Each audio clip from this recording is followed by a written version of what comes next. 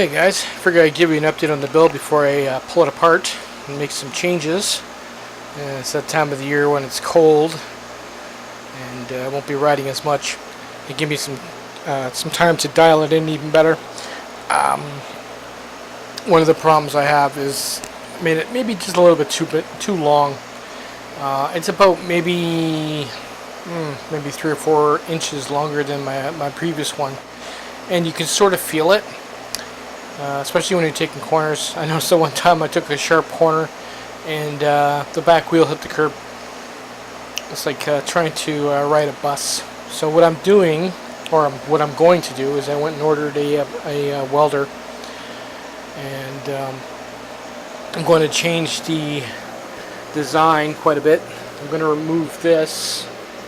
This was a nice idea, but I mean, it's pretty useless when you can only use the battery on it. I need the whole rack. That's what I really want. I want my longboard on it. So what I'm going to do is remove this, shorten the bar on the top, like by half.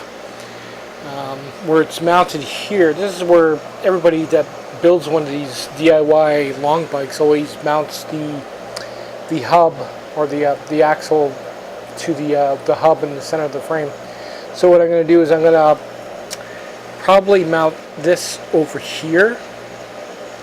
What I mean by that is we're going to pull the axle out, and I'm going to weld a stock of metal right here to the frame, and then I'm going to put a bracket around the top to the frame to give it a little bit of beef, and then when it's all done, I'm going to cut the center out to mount that and then run the bolts through it.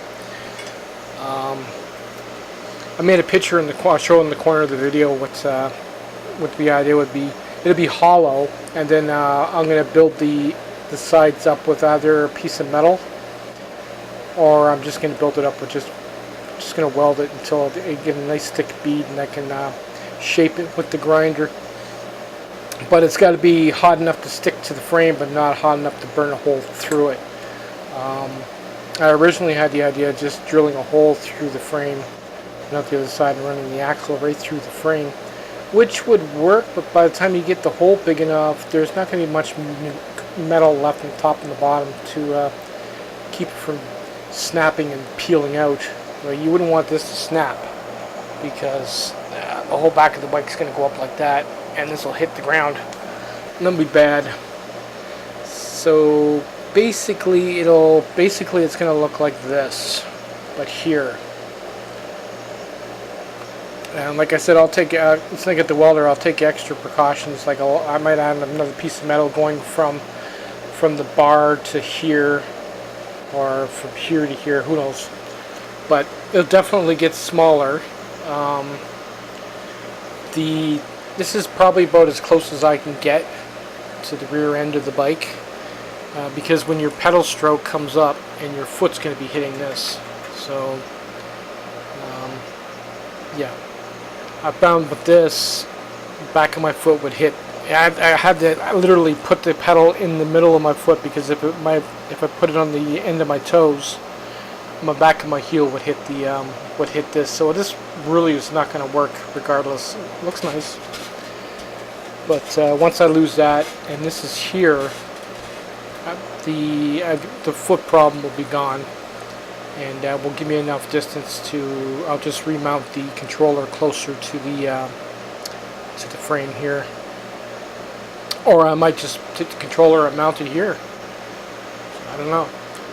But I want to use this, and I can't use it right now because basically with the batteries and the length and the weight of this, it's too much. Plus I want to make it so I can carry it up and down the stairs. Like one of the reasons I like having a bicycle e-bike is I can take it indoors. I don't have to keep it outside. But as it stands right now, it's too long. I mean, I can get it up and down the stairs. It's just a pain in the ass.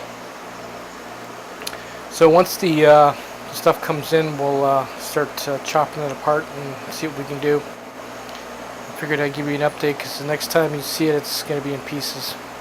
Later, guys. I actually didn't take that much to take it apart. I literally just figured out what I'm going to do.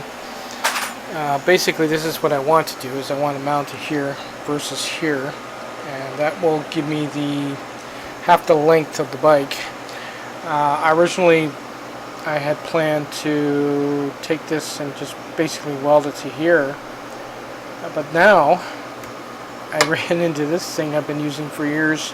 This used to be from a bike that used to have a shock on the back, and what I'm going to do is I'm going to put this on the inside, like this, on each side, and bolt it there where the axle should be, and then over here I will weld that right to the frame and weld it here and here, and basically use that to run the axle through.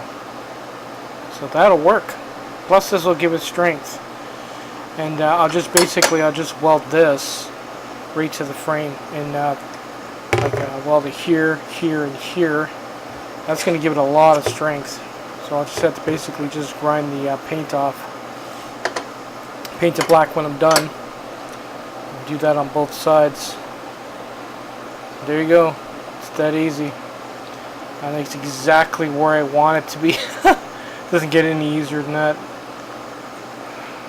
I don't even have to make brackets up to for the bolts. Just spacers, that's it. And basically take this and recut it to fit up there, and we're done. And that takes up a big chunk of the gap there, and it's not too close to the pedals where by the time I tighten these up they'll be flush with the frame. So that'll work out pretty good. Yeah. Sweet. Alright. Well, as soon as the welder gets here, we'll start prepping everything for the weld. Later, guys.